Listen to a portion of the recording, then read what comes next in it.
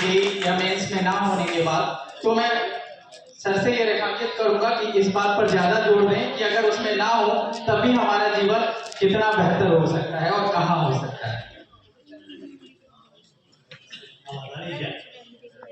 Yes sir.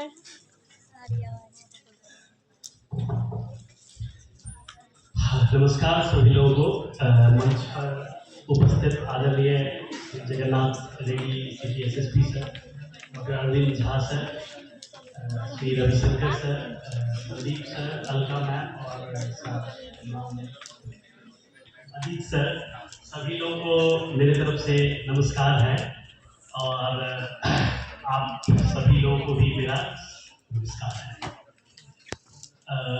सबसे पहले जब असल में मोटिवेशन के बारे में मुझे भी बोला गया था कि ये मोटिवेशनल क्लास है और चूंकि आईआईटी की जो यात्रा है उस पर आपको कुछ साझा करना है जिससे हमारे छात्र लाभ हो सके।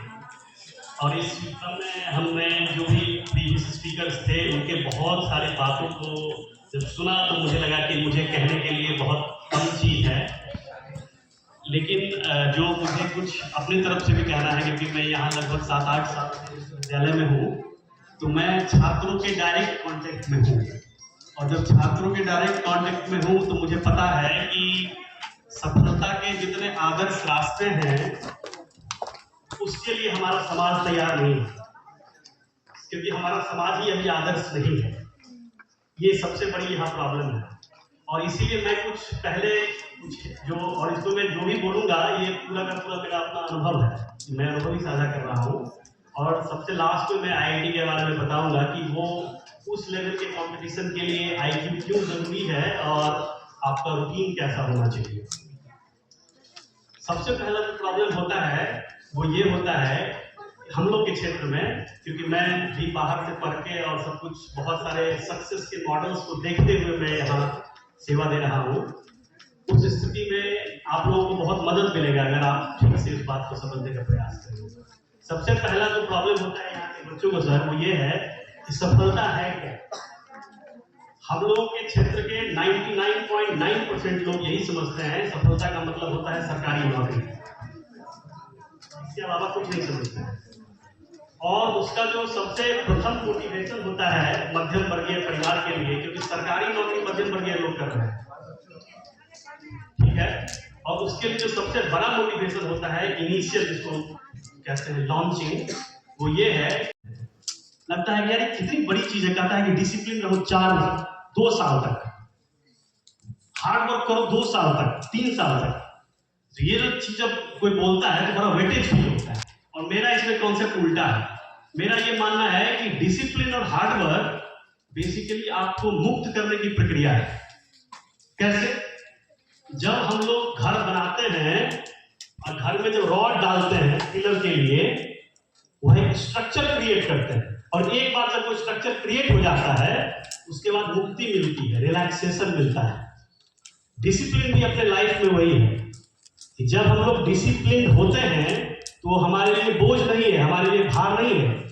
वह एक है ऐसा फ्रीडम जो स्ट्रक्चर के थ्रू हम लोग अचीव करते हैं। एक स्ट्रक्चर में डाल देते हैं अपने आप को और उससे जो रिलैक्सेशन मिलता है उस पर आप काम करेंगे। तो थोड़ा सा साइंटिफिकली इस चीज को देखना होगा। हार्ड वर्क में भी यही चीज है, ठीक है। और आईआईटी पे आते हैं तो आईआईटी में क्योंकि बहुत फियर्स कंपटीशन है, आईआईटी में का आप सब न्यूज में भी पढ़ते हैं कि उसका सक्सेस रेट ऐसा है वैसा है, इसमें इस प्रकार की चीजें हैं। उसमें भी कुछ प्रॉब्लम है जिसके कारण इतना सक्सेस नहीं मिल पाता। तो उसमें मैं कुछ रेखांकित करूंगा अपने अनुभव को, क्योंकि मैं संयोगवश ऐसे संस्थान से पढ़ा हूँ, आईआईटी बॉम्बे से हूँ मैं।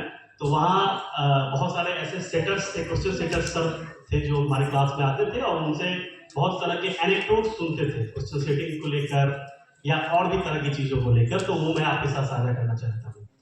आईआईटी का एग्जाम सबसे टफ इसीलिए माना जाता है क्योंकि 17-18 वर्ष के बच्चा को उस लेवल का क्वेश्चन सॉल्व करने के लिए एक डिफरेंट स्किल सेट की जरूरत है जो साधारण आदमी में नहीं हो सकता है। ये तो सब मानते हैं। अब सवाल ये देखिए कि वो कंडक्ट कौन करवाती है। कंडक्ट आईआईटीज करवाती है, कोई लोकल बॉडीज नहीं करवाती है। और आईआईटीज में आईआईटी जब करवाती है तो वही आईआईटी पेरेंट इंस्टीट्यूट होती है उस साल के आईआईटी के लिए। और उसमें जो प्रोफेसर होते हैं वो उनको क्वेश्चन सेटिंग का भाग दिया जाता है। उसमें भी बहुत तरह की प्रक्रिया है, मैं उसमें नहीं जाऊंगा। लेकिन जो क्वेश्चन सेटिंग होता है, तो जो टीचर है आप वो देखिए, वो टीचर कभी भी 11-12 को नहीं पढ़ाते हैं। जो टीचर उस क्वेश्चन को सेट कर रहे हैं वह टीचर 11-12 के बच्चों को नहीं पढ़ाते हैं। वो बीटेक के बच्चों को पढ़ाते हैं, एमटेक के बच्चों को पढ़ाते हैं, पीएचडी वाले को पढ़ाते हैं, मास्टर्स वाले को पढ़ाते हैं। ठीक है, तो उनका जो बेंड होता है आईआईटी में वो ये होता है कि आप वो ऊपर से नीचे आते हैं, उनके पास केवल थ्योरी रहता है, थ्योरी। फिर वो मास्टर थ्योरी को ग्राउंड करते हैं प्रॉब्लम सॉल्व करने के लिए, उसको प्रैक्टिकल प्रॉब्लम बनाने के लिए। ठीक है, अब जब हम लोग तैयारी करते हैं तो हम लोग नीचे से तैयारी करते हैं। प्रॉब्लम देखे, हमारे पास 5 मेथड है किताब में, इसका किताब पढ़ लिए, उस मेथड से हम लोग पढ़ना शुरू करते हैं। उसमें सबसे बड़ा मिसिंग पॉइंट ये है, मैं तो बहुत एग्जांपल दे सकता हूँ ऐसा, कि एक प्रॉब्लम को आप, खासकर मैं मैथमेटिक्स का प्रोफेसर हूँ तो मैथमेटिक्स के क्वेश्चंस को तो मैं बहुत केयरफुली देखता हूँ। एक प्रॉब्लम को आप मैक्सिमम आईआईटी के प्रॉब्लम को एटलीस्ट 2 मेथड से सॉल्व कर सकते हैं। वो इसीलिए कर सकते हैं क्योंकि उनका जो कहना था थ्योरी, वो इंटरकनेक्टेड बातें को कहना चाहते हैं। एक चीज 2 चीज से मिला हुआ है। जैसे ट्रिग्नोमेट्री का क्वेश्चन है, वो इनइक्वालिटी का क्वेश्चन में कन्वर्ट हो सकता है। इनइक्वालिटी का क्वेश्चन कॉम्प्लेक्स नंबर में कन्वर्ट हो सकता है, कॉम्प्लेक्स नंबर का क्वेश्चन ज्योमेट्री में कन्वर्ट हो सकता है। तो इस रहस्य को हम लोग एज एस्पिरेंट कम समझते हैं और थ्योरी कम पढ़ते हैं। केवल क्वेश्चन सेट लगाने से पहले आप एक सेट ऑफ अच्छे बुक को, थ्योरी वाले बुक को आप अच्छे से पढ़ें, और उसके बाद आप प्रीवियस ईयर के क्वेश्चंस को अच्छे से देखें, एनालाइज करें। उसमें आप चाहें तो टॉपिक वाइज सॉल्व करें, चैप्टर वाइज सॉल्व करें, जैसे करना है। और उससे जब वो चीज हो जाता है तो मॉक टेस्ट जरूर दें। मॉक टेस्ट किसी भी एग्जाम को देने का सबसे अच्छा है। It is like preamble to your progress. जैसे प्रीएम्बल क्या होता है, इट इज लाइक आईना है, मिरर है कॉन्स्टिट्यूशन का। उसी तरह से मॉक टेस्ट आपके प्रोग्रेस का मिरर है। और हर मॉक टेस्ट में अगर आप मात्र 5% इंक्रीमेंट लाइएगा, तो सूरज उजाले पर, तपस्या पर लहू पर तलवार भाले पर, तपस्या पर लहू पर तलवार भाले, उछल जा कूद जा पल में गरी यह पार है साथी, उछल जा कूद जा पल में गरी यह पार है साथी, उसे भी देख